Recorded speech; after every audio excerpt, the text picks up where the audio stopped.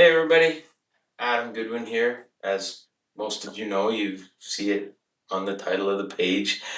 We just finished a fairly important council meeting just before we went on summer break, although summer break is a relative term, it seems, for council.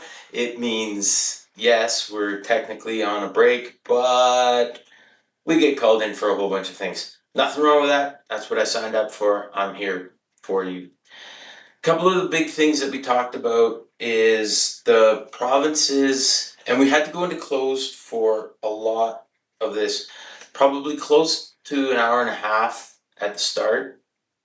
And the reason we were in closed was because there was some sensitive information coming from the province and from legal about how we're dealing with the QE2 realignment and expansion and how it's going to affect the Mascapitoon Park, Waskesiu Parkland. Now, this is the one that a lot of people cared about. We had quite a few people in the audience. It was good turnout, especially considering we were in a different forum. So right now, the province's plan is going to take pretty close to about 25% of Mascapitoon Park. And that was, I guess, it's been communicated a lot. And we've been through 4 or 5 presentations now and discussions. And the bottom line is the province is going through with this. What city administration wanted to know from us is, do we stand and fight and don't take no for an answer and go as long as possible all the way to arbitration? Or do we negotiate because we know in conversation and in writing that there is an offer or the ability for us to negotiate what we get? And what we get isn't necessarily just talking about monetary value. We're not talking about the land value, we're talking about cost to the community. So it gives us an opportunity to negotiate for park, space for space, move things, a big project maybe, a big project that is linked to park or trails or connecting the city is really the end goal there. So from a council's perspective, and I know a lot of us talked about it at the beginning, right after the election and through the campaign, where we said, no, I don't want to lose Mascapitoon Park. And I think that that's possibly a bit of a misnomer to people, is because the park won't go away. However, the park will get cut into. 25% is a big chunk, and nobody wants to lose any of those trees, any of that space, any of that wildlife habitat. So we've been pushing back. And as I said before, the bottom line is the province is going to do this. We're not going, so now's the time to move in and talk about it. Those bridges are from the 50s, 60s. They are in rough shape. That part of the work is going to have to get done regardless. So what we did was Councillor Cron made a motion, and it was unanimously accepted that we go through and we negotiate with the province, go hard on it, on getting you value for what we're giving up. There's also another part of that is the mayor will be booking meetings with Minister Dreeshen. And I know Minister Dreeshen has been open to meetings, and I can't speak on behalf of the mayor. I can't speak on behalf of the rest of council, but I do think this is the best way.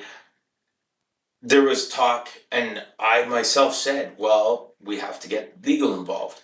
And we did. We got lawyers involved. The lawyers told us that ultimately, if it goes to arbitration, it becomes a losing situation. They will then probably go, historically speaking, give us the bare minimum and annex the land, and it's theirs. So this is the best way to get on side, and we don't want to be obstinate with the relationship with the province, because we do have to work with them all the time. And this is the sort of thing where if we can go, you know, tree for tree somewhere, trail for trail, increase the connectivity of the existing trails somewhere, exist the connectivity of the town somehow, I think that that's a real opportunity. And let's not make light of the fact that while people want to save this park, there are a strong number of people who are saying that it doesn't have to be the number one thing. To them, it's the public safety. That's a dangerous stretch of highway. People are getting hurt on that highway. I don't want that either. So I don't want to give up the park. I don't want to jeopardize safety. The infrastructure is very old, needs work, needs to be fixed. So this is where council collectively landed on what we think is the best option. Big item number 2 was the Westerner Exhibition Association, the financial update, and a bit of an operating update. Good news, it's in the black. It is turning the corner, and it looks like there's progress. Let's go back for a minute. The Westerner is a huge part of Central Alberta, and Red Deer in particular. Red Deer, you know, the Westerner Fair has been around for so long. We've got so many great things. We got the rodeo that started this year, and we've got concerts, the Rebels hockey. It's a place where families can go and enjoy time together and make memories. That's very important. It's not just a chunk of land that we loan money to. So that being said, nobody gets to come in front of me with a budget and not get grilled. I was concerned with gate admissions are down, food and beverages down, but then rental income is up. Okay, so that I asked was, are you intentionally shifting from an operations model to a landlord model? And they basically said yes. They're trying to go, the landlord model's safer, it's more predictable, the venues and the operating of the shows can get sketchy, puts you at more risk. Fair enough. Personally, I'd like to see both being targeted, but I'm also not on the board. So, all around, it's a pretty good news story. There's, when we get all the reports back, we'll be able to make a further decision as we go.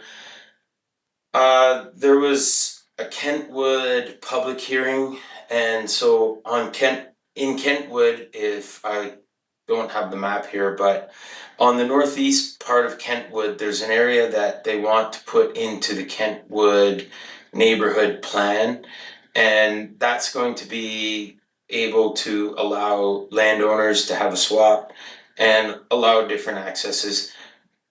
There's quite a few good questions asked. To me, sort of non-consequential. Obviously not non-consequential, but not as heavy as the rest of the stuff. There was first reading of allowing a site exception for a cannabis retailer, and to me, on the surface, I wanted to say no, but my job is not to pick and choose every site, every, scoped site exception. My job is to ask, were the rules followed? And in this case, the rules were followed. So then the next bit, as I believe Councillor Barnstable brought up, was we need to look at the rules. We need to make sure that these aren't near school zones and definitely not near things like daycare. This one is inside the line. I would say barely, but it fit. So there's going to be a public hearing, and hopefully we hear from the public, and maybe we can do a bigger change. One thing now that kind of really hit hard at the end, and this will wrap up the video for now. Youth housing. So there was cuts to the program from the provincial government of about $250,000 that supports homeless youth from ages 15 to 17. Now, to me, this one, the fact that we're talking about anybody cutting funding to homeless youth when in this world, oftentimes we celebrate somebody who's an adult coming out of a problematic situation or whatever. And here we're talking about the people that we can head off getting into the problematic situations. This is the ounce of prevention to the pound of cure. So we are going to advocate, and we're going to advocate strongly to help bring that funding back and partner with whatever groups are equally involved or even just kind of on the fringes involved so that we can hopefully get this program back. That was it. It was a fairly solid meeting. I think, going into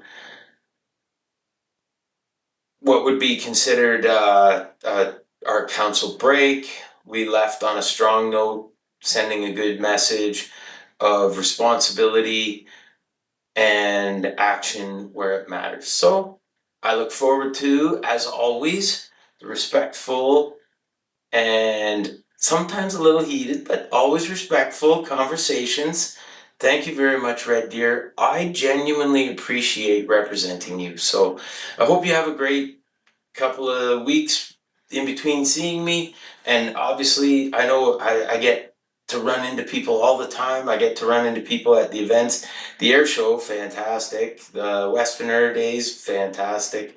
I saw so many great people and got to hear from you. So yeah, keep it up and enjoy your summer.